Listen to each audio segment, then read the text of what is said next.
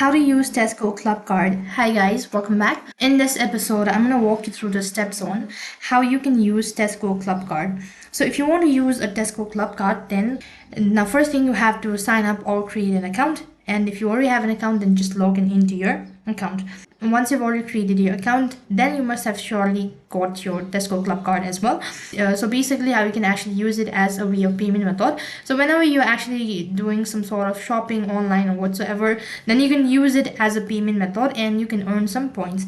So likewise, you can collect the points every time you shop online, and you can keep the track of your point balance by checking your Clubcard account online or through the Tesco app.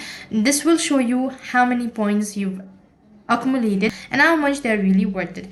When you're actually ready, you can redeem your points, and you can have several options. You can use your point to get money off your shopping, either in Tesco or in stores or on any of the online store. And you can also use your point and get discount on certain days or on certain occasions.